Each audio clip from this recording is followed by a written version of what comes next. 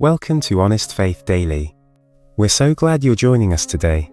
Grace, it's always a blessing to sit with you and talk about the real stuff of faith. Our mission here is to share honest, daily biblical truth, to encourage and disciple. So, what's on your heart today? Thanks, James. Honestly, I'm feeling pretty heavy. I messed up again, same old sin, same old struggle. It's like I'm stuck in this cycle and I don't know how to get out. I feel so guilty, like I've let God down again. Now what? Oh, Grace, I hear the weight in your voice, that feeling of being stuck. It's real and it's painful.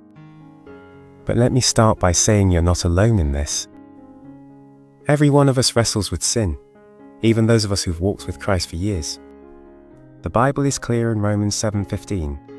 Paul himself said, "I do not understand what I do. For what I want to do, I do not do. But what I hate, I do." Even the Apostle Paul struggled with this. That's comforting to know, I guess. But it still feels so defeating. Like, I know better. I pray, I read my Bible, I try to live right. But then I fall into the same trap again.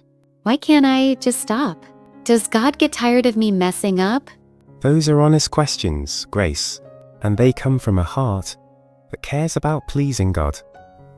Let's unpack this biblically. First, God doesn't get tired of you.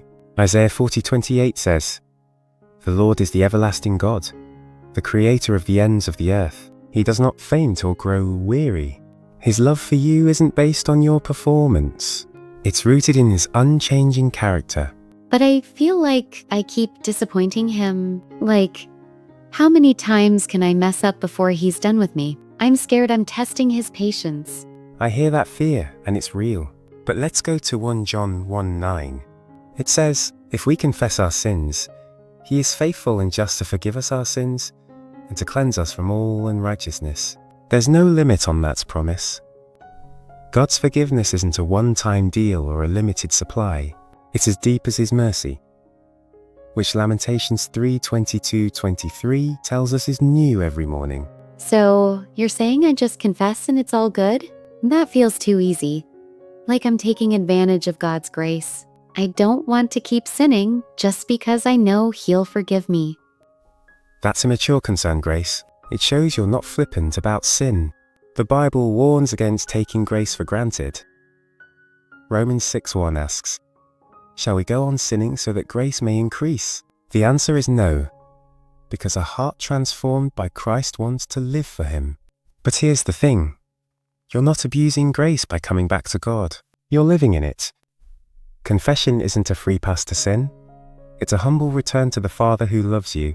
I get that, but it's so hard to believe sometimes. I keep thinking I have to earn his love back. Like, I need to prove I'm sorry enough. That's a lie the enemy loves to whisper. Ephesians 2:8-9 reminds us, "For by grace you have been saved through faith. And this is not your own doing. It is the gift of God, not a result of works." You can't earn God's love, Grace. You already have it. Your struggle with sin doesn't disqualify you. It's why Jesus came. So, what do I do when I mess up again? How do I break this cycle? I don't want to keep feeling like this. That's a great question, and it's where the rubber meets the road. First, confess your sin to God like 1 John 1:9 says. Be honest with him. He already knows, but speaking it out builds intimacy with him. Second, identify the triggers. Are there patterns, people, places, or emotions that lead you to the sin? Proverbs 4:23 says, "Keep your heart with all vigilance, for from it flow the springs of life." Guarding your heart means being intentional about what you let in. I think I know some of my triggers, like stress or being around certain people, but it's hard to avoid those things sometimes. What then? That's where community comes in. Galatians 6 says, "Bear one another's burdens, and so fulfill the law of Christ." Find a trusted Christian friend or mentor to pray with you, hold you accountable, and encourage you. You don't have to fight this alone. And don't forget the Holy Spirit. He's your helper, convicting and empowering you to walk in freedom. I've been scared to tell anyone. I feel like they'll judge me or think I'm a bad Christian.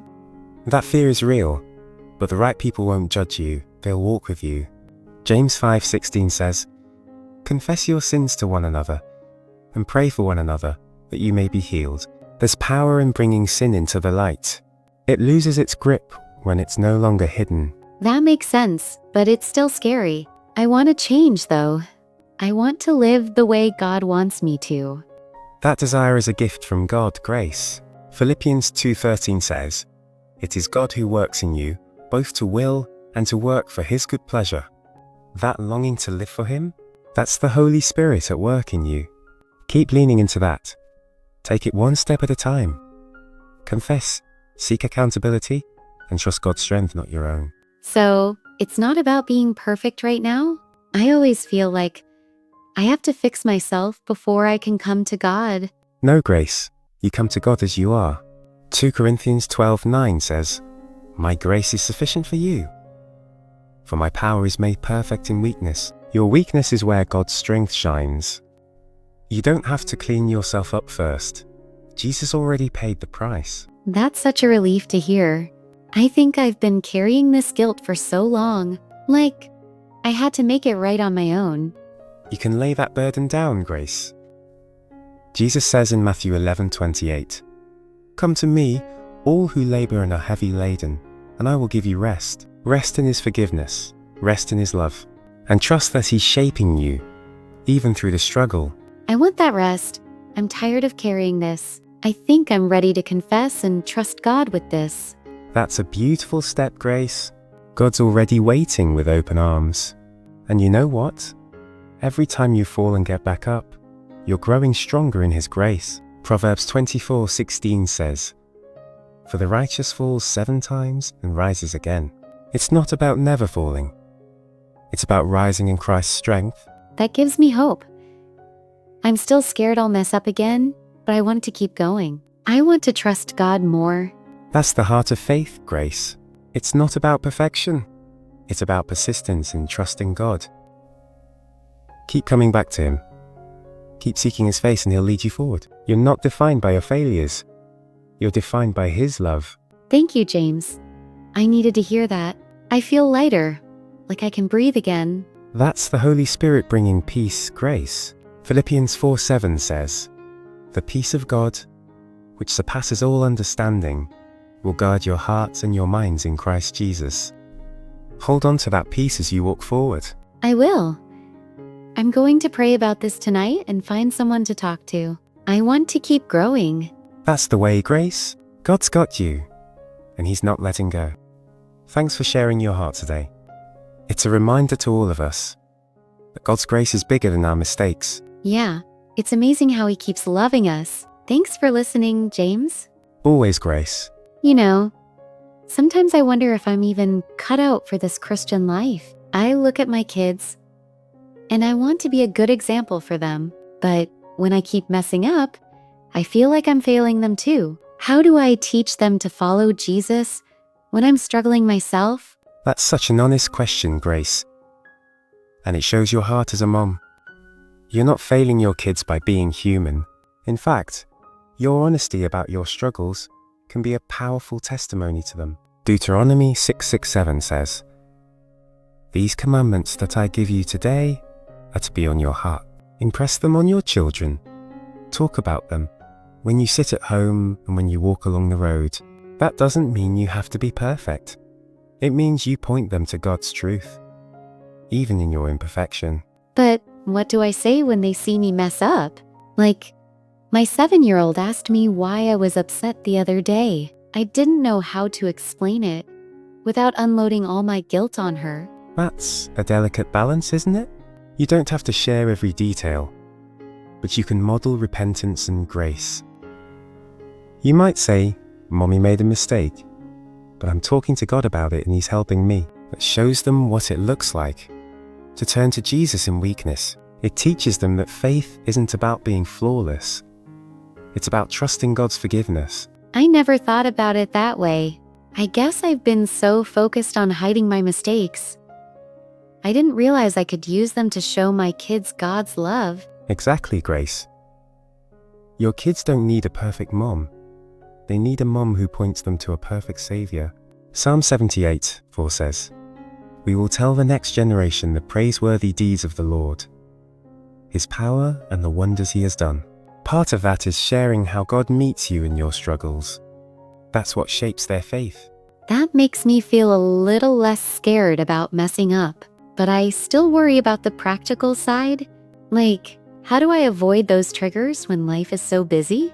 With 3 kids, I barely have time to think, let alone guard my heart. I hear you, and that's a real challenge. Motherhood is a high calling, and it's demanding. But let's look at Psalm 46:10. God says, "Be still and know that I am God." Even in the chaos, carve out small moments to be still with Him. Maybe it's 5 minutes in the morning, praying over your day, or a quick verse on your phone, while the kids nap. Those moments anchor you in His strength. I like that idea, but I'm so bad at slowing down. I feel guilty if I'm not doing something productive. Like if I'm not cleaning or helping the kids, I'm wasting time. That guilt is something a lot of moms carry, Grace.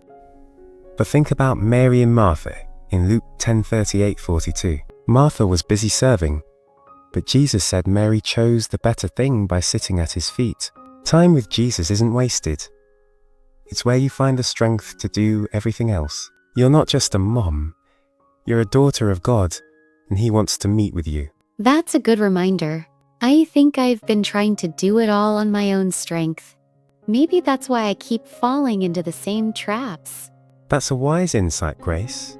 When we rely on our own strength, we get weary, and that's when we're vulnerable. But Galatians 5:16 says, "Walk by the Spirit, and you will not gratify the desires of the flesh." The Holy Spirit is your guiding strength, especially on those tough days. Ask Him to lead you, moment by moment. I want to do that, but sometimes I don't even know what walking by the Spirit looks like. Like, how do I make that practical with a toddler screaming and dishes piling up? That's where small intentional steps come in. Walking by the Spirit starts with prayer. Short, honest prayers in the moment. "Lord, give me patience right now." Or, "Jesus, help me choose your way." It's also about filling your mind with truth. Maybe play worship music while you're doing dishes. Let it remind you of God's presence. I can try that. I used to listen to worship music all the time, but I've gotten out of the habit. Maybe that's part of why I feel so disconnected. That's a great observation, Grace. The enemy loves to pull us away from the things that draw us closer to God. Hebrews 12:1-2 says, "Let us throw off everything that hinders and the sin that so easily entangles, and let us run with perseverance the race marked out for us, fixing our eyes on Jesus." Those small habits, like worship music or a quick prayer, help you fix your eyes on Him. I like that image of fixing my eyes on Jesus. It feels like I've been looking at my failures instead. I want to focus on Him more. That's the key, Grace. When you focus on Jesus, the weight of your failures starts to fade. He's the one who carries you through, and you don't have to do it alone. Lean on your church, your friends, your husband. Let them remind you of God's truth when you're struggling. My husband's been so supportive, but I haven't told him everything. I'm scared he'll be disappointed in me too. That's a vulnerable thing to share, and it's okay to feel scared. But Ephesians 5:25 says, "Husbands, love your wives, just as Christ loved the church and gave Himself up for her." A godly husband reflects Christ's love. Unconditional and sacrificial. Share your heart with Him, even just a little at a time. It can strengthen your marriage and your faith. I think I'm ready to try that. I just want to be honest and not carry this alone anymore. That's a brave step, Grace. Honesty with God and others is where healing begins. And remember, God's not just forgiving you, He's transforming you. Romans 12:2 says, "Be transformed by the renewing of your mind." Every step you take toward Him is part of that transformation. That gives me something to hold on to. I'm starting to see this as a journey, not a race I have to win. That's exactly it, Grace. It's a journey of becoming more like Christ, one step at a time, and every step you take, He's right there with you. Thank you, James. I feel like I have a plan now. Not just guilt, but actual steps to move forward. That's the beauty of God's grace. It doesn't just cover us, it guides us. Keep taking those steps, grace, and trust that God is at work in you. Thanks for watching Honest Faith Daily. Stay rooted in truth, walk in grace, and we'll see you tomorrow.